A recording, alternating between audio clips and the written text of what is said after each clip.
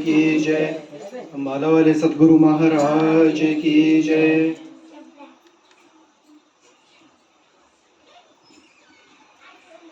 राम नाम रटते रहो जब तक घट में श्वास, कभी तो भनक पड़ेगी दीन दयाल के कान। बोलो जयकारा, बोलो श्री सतगुरु महाराज की जय। वाह वाह वाणी निरंकार की, वाह वाह वाणी जी, वाह वाह वाणी। वाह वाह वाणी निरंकार की, वाह वाह वाणी जी, वाह वाह वाणी। वाह वाह वाणी निरंकार की, वाह वाह वाणी जी, वाह वाह वाणी। भवजल विचो कट दिए सचखंड दे विच समानी। वाह वाह वाणी, वाह वाह वाणी निरंकार की, वाह वाह वाणी जी, वाह वाह वाणी। वाह वाह वाणी निरंकार की, वाह वाह वाणी जी, वाह वाह वाणी। गुरु जयकारा, बोलो श्री गुरु महाराज की जय। जो सतगुरु महाराज जी की वाणी है, जो अमृत वेले सुबह 3 बजे से लेकर 5 बजे तक जो संत हमें समय बताते हैं कि उस वक्त जो अमृत बरसता है, उस वक्त कहते हैं कि जितनी भी रूहें होती है सतगुरु महाराज की, तो गुरु महाराज जी सुबह आकर उनका जो गुहा उसको खड़काते हैं, तो उनको बोलते हैं कि उठो, भजन करो, सिमरन करो, ये देश नहीं तेरा प्रेमिया, ये देश है बेगाना। वो कहते हैं कि ये देश तेरा नहीं, ये माया का देश है। तो सुबह उठ के जितने भी गुरुमुख है, तो उनको उन्होंने देखा होना कि सुबह 3 बजे से लेकर 5 बजे तक उनकी नींद हमेशा खुलती है। तो जो गुरु महाराज है, हर एक रूह के बाद सुबह अमृत वेले में उनका बुआ खड़काते हैं। जो तो भाग्य वाली रूह है, जो गुरु महाराज के साथ लीव लगाई रखती है, उनका श्वास श्वास सिमरन करती है, वो तो उठ जाते हैं। परंतु कुछ रूहें ऐसी होती है जिन्होंने सत्संग छोड़ी है, भजन सिमरन में जो थोड़े कम है, तो उन पे जो माया रूपी जाल है वो अपना पर्दा डाल देता है। तो उससे क्या होता है, जो रूह है सुबह अमृत वेले में गुरु का अपने दर्शन करना है, जिन्होंने जो नाम जपना है वो फिर जप नहीं पाती। तो उससे क्या होता है, जितनी भी रूहें हैं वो अपने जो सतगुरु महाराज से बिछड़ जाती है। तो हमारे जो नंगली निवासी भगवान जी है, तो इनकी भी बड़ी महिमा है जो मैंने संतों से सुनी है। तो कई संत बताते हैं कि जो नंगली निवासी भगवान जी है, अब जो माया के अंदर बंधी हुई रूह है, वह सोचती है कि जो सतगुरु महाराज होते हैं, गुरु महाराज होते हैं, ये तो शरीर रूपी होते हैं, इनके शरीर ही होते हैं। परंतु जो बड़े बड़े संत हैं, जो परमहंस हुए, उनका कहना है कि जो सतगुरु महाराज जी है, नंगली निवासी भगवान जी है, जिन भी रूहों को उनके संतों ने नाम दिया है, तो जो नंगली वाले महाराज जी है वो उनके हमेशा अंग संग रहते हैं। कई संतों से ये भी सुना है कि जब रात को रूहें सो जाती है, आराम करती है, तो जो सतगुरु महाराज है जिससे भी रूहों ने नाम लिया है, तो जो हमारे सिराना होता है उसके पास आके सतगुरु महाराज जी खड़े हो जाते हैं, अपनी रूह की रखवाली करते हैं। तो वैसी एक घटना घटी जो नंगली निवासी भगवान जी की, इसमें महिमा का बड़ा जिक्र किया है संतों ने। तो बहुत समय पहले की बात है, एक जगह भक्त कालाराम जी के घर में नंगली निवासी वाले भगवान जी जो है वहाँ पे सत्संग करने के लिए पधारे। तो वहाँ पे सत्संग चली।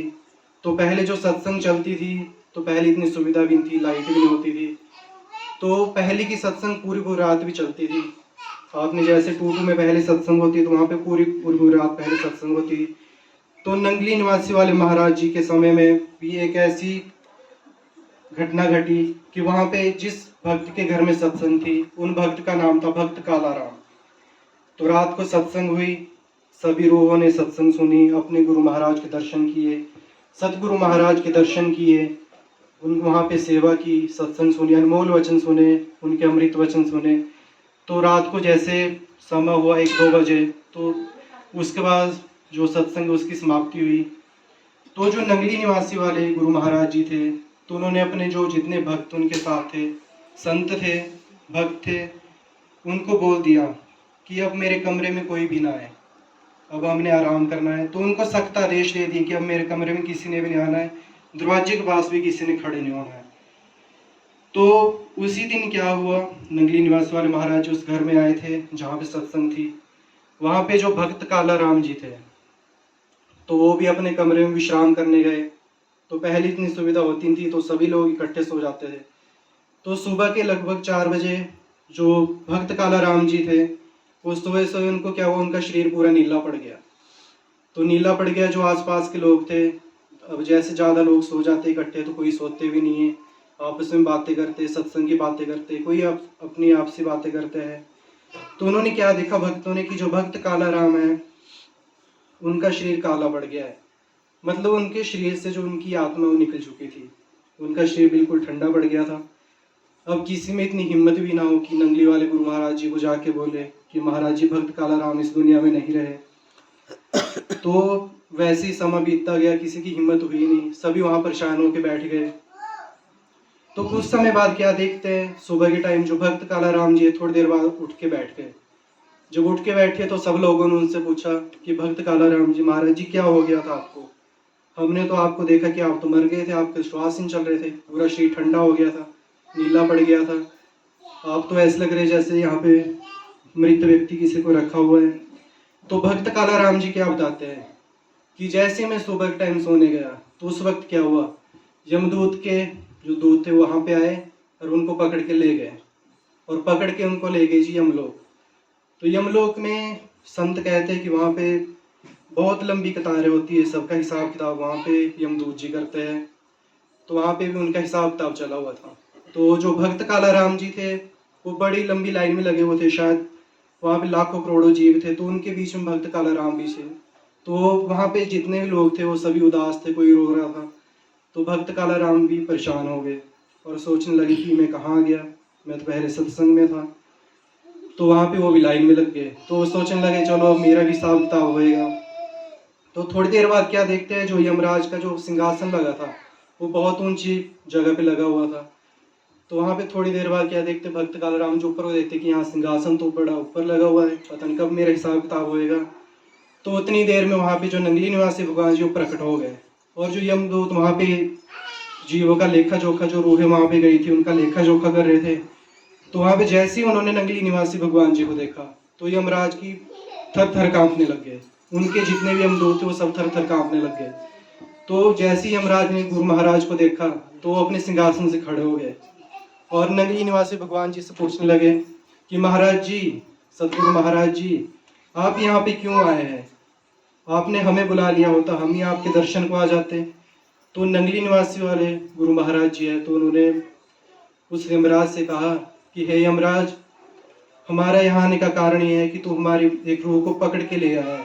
तो यमराज बोलता है कि महाराज जी ऐसी गलती कभी हो नहीं सकती, जो भी सतगुरु की रूह होती है उनको तो हम कभी पकड़ते नहीं है, उनसे तो हम दूर से चले जाते हैं, उनके तो हम कभी पास ही नहीं जाते। तो नंगली निवासी भगवान जी कहते हैं कि नहीं, आप मेरी एक रूह को पकड़ के ले आए। तो जैसे ही यमराज ने बोला कि ठीक है महाराज जी, आपकी कोई रूह आ गई होगी, गलती हो गई होगी हमसे, तो आपकी जो भी रूह है तो आप उसको ले जाइए और हमें क्षमा कर दीजिए, हमारे से गलती होगी। तो जैसे ही वहां पर नंगली निवासी वाले गुरु महाराज जी थे तो क्या देखते कि जो भक्त काला राम जी है वो लंबी कतार में लगे हो, तो उन्होंने दूर से भक्त काला राम जी को ऊपर उंगली लगा दी। तो जैसे ही भक्त काला राम जी ने नंगली निवासी भगवान को देखा तो दोनों हाथ खड़े करके बोलने लगे महाराज जी, मेरे सतगुरु महाराज आ गए। तो जो भक्त काला राम जी है तो वहां पे उनको बुलाया गया, जो यमदूत का वहां सिंहासन लगा था। तो वहां पे भक्त काला राम जी गए तो वहां पे उनका लेखा जोखा देखने लगे। तो जो उनका लेखा जोखा तो यमराज जी कहने लगे कि महाराज जी, इनका लेखा जोखा तो इतना ही है, इनकी उम्र ही 50 साल लिखी हुई है, इसलिए हमारी जो रूह यमदूत है इस रूह को पकड़ के ले आए। तो नंगली निवासी भगवान जी ने बोला कि यमराज, जो इसका लेखा जोखा वो मेरे सामने पेश करो। अब जो बड़े अधिकारी होते हैं, सतगुरु महाराज जी सबसे बड़े अधिकारी है, सारे जितने भी लोग हैं हर जगह इनका जो शासन है इनके ही बनाए हुए हैं।